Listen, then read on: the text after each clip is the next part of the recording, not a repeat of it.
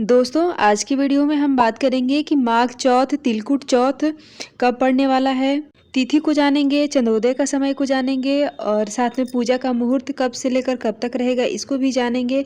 इसके अलावा कुछ महत्वपूर्ण सवाल जैसे कि बाल किस दिन हमें धोना है, यानी कि जो तिलकुट चौथ होता है इसमें नहा खा का विशेष महत्व होता है, तो इसलिए बाल हमें किस दिन धोना है, क्या सिंदूरा से सिंदूर हमें करना चाहिए या फिर नहीं करना चाहिए, अगर समय पे चांद दिखाई नहीं देता है तो क्या करें। नहाय खाए का संपूर्ण नियम को हम जानेंगे। उस दिन क्या बनाएं क्या खाएं।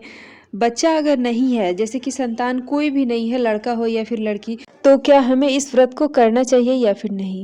तो चलिए दोस्तों बिना देरी किए वीडियो को शुरू करते हैं और जान लेते हैं सारी चीज़ों को।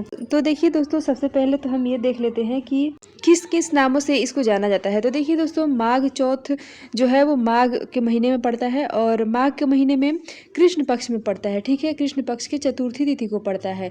तो अब ये है कि बहुत सारे जो हमारी बहनें हैं उनका कहना ऐसा भी होगा कि अधिकतर व्रत हम शुक्ल पक्ष में उठाते हैं, कृष्ण पक्ष में नहीं उठाते हैं। तो क्या इस व्रत को हम कृष्ण पक्ष में उठा सकते हैं? तो जी हाँ दोस्तों, बिल्कुल आप कृष्ण पक्ष में उठा सकते हैं, क्योंकि ये व्रत कृष्ण पक्ष में ही पड़ता है। ठीक है, पहली बार उठाएं कि नहीं, तो जी हाँ दोस्तों, पहली बार भी उठा सकते हैं। कि इसको देखिए अलग अलग इलाके में अलग अलग नामों से जाना जाता है, जैसे कि माघ चौथ, तिलकुट चौथ, तिलकुट्टा चौथ, संकष्टी चतुर्थी इत्यादि, और भी बहुत सारा नाम है इसका, उस नाम से भी जाना जाता है। ठीक है, अब देखिए दोस्तों, तिथि कब से लेकर कब तक रहेगा। तो देखिए दोस्तों, तिथि जो है वो प्रारंभ होगा 17 जनवरी 2025 को सुबह में 4:06 पे और समाप्ति हो जाएगी 18 जनवरी 2025 को सुबह में 5:30 पे। ठीक है, तो दोस्तों इस तरह से हम तिथि देखें तो हमें तिथि प्राप्त हो रहा है तिल चौथ का 17 जनवरी 2025, दिन होगा शुक्रवार। दोस्तों इस पूजा में चंद्रोदय का मतलब चंद्रदेव को पूजा करने का विशेष महत्व होता है, क्योंकि जो भी महिलाएं व्रत रखती हैं वो पूरे दिन उपवास रख के, निर्जला और निराहार उपवास रख के और चंद्र देव को अर्घ देने के बाद ही इस व्रत को खोला जाता है। ठीक है, तो चंद्रोदय का समय कब से लेकर कब तक रहेगा। तो देखिए दोस्तों, रात में 9:09 पे जो है चंद्रोदय का समय है, तो आप अपने हिसाब से देख लीजिए, क्योंकि अलग अलग समय पे अलग अलग जगह पे अलग अलग समय पे चंद्रोदय होता है। अब दोस्तों चंद्रोदय अगर ना हो, जैसे कि चांद ना दिखे, तो इस सिचुएशन में हमें क्या करना चाहिए। तो देखिए दोस्तों, बहुत से अभी क्या है कि बहुत ठंडी पड़ रही है और कोहरे की वजह से चांद दिखाई नहीं देगा। तो ऐसे सिचुएशन में हम किस तरह से पूजा करें, क्या करें। तो देखिए दोस्तों, अगर चांद नहीं दिखाई देता है तो भी, चांद दिखाई देता है तब तो वो अच्छी बात है, आप चंद्रोदय को देख के और अर्घ वगैरह देख के अपना व्रत खोल लें। और अगर चंद्रदेव नहीं दिखाई देते हैं तो ऐसे में हमें क्या करना चाहिए। तो देखिए दोस्तों, आप जो है रात को 9 बजे के बाद, ठीक है, 9 बजने के बाद आप अगर चांद नहीं दिखाई देते हैं, चंद्रदेव का दर्शन नहीं होता है, तो आप 9 बजे के बाद अर्घ दे दें बिना देखे ही, उसके बाद आप अपना व्रत खोल सकते हैं। ठीक है, अब देखिए दोस्तों, पूजा का मुहूर्त कब से लेकर कब तक रहेगा। तो देखिए दोस्तों, सुबह का पूजा का मुहूर्त है, सुबह में 5:54 से लेकर 7:15 तक पूजा कर सकते हैं। और शाम के पूजा का समय है 5:48 पे शाम को 7 बजे तक। ठीक है, तो आप इस बीच भी पूजा कर सकते हैं, कोई दिक्कत नहीं है, जैसे नॉर्मली पूजा किया जाता है। साथ ही साथ अभिजीत मुहूर्त में भी पूजा करना बहुत ही शुभ होता है, क्योंकि कोई भी जैसे कि जिस तरह से राहु काल में हमें पूजा नहीं करना चाहिए, उसी तरह से अभिजीत मुहूर्त जो होता है उसमें भी आप अगर लेट हो गया है इत्यादि जो भी है तो आप पूजा कर सकते हैं। तो अभिजीत मुहूर्त कब से लेकर कब तक रहेगा। तो दोपहर में 12:15 से लेकर 12:58 तक रहेगा। ठीक है, अब देखिए दोस्तों, इसमें विशेष रूप से गाजर यानी कि पहले जो कि गजरौटी बनाई जाती है। ठीक है, गाजर का एक डिश बनाया जाता है जिसको कि गजरौटी बोला जाता है।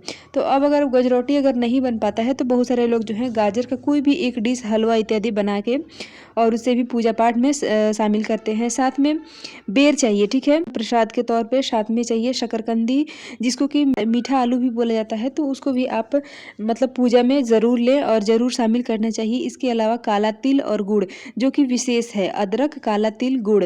ठीक है, ये 3-4 चीज़ें जो है मतलब ये बहुत ही विशेष है, इसको आपको पूजा में शामिल करना ही करना है। ठीक है, इसके अलावा आप सीजनल फल भी ले सकते हैं, सेब, केला, संतरा इत्यादि जो भी आपको मिल जाता है उसको आप ले लें। ठीक है, लेकिन ये जो 3-4 चीज़ें हैं कि गजरौटी, गाजर का कोई एक रेसिपी, बेर, शकरकंदी, गुड़, अदरक और काला तिल, ठीक है। तो आप काला तिल से बना कोई व्यंजन भी ले सकते हैं। अब देखिए दोस्तों, बाल हमें किस दिन धोना चाहिए।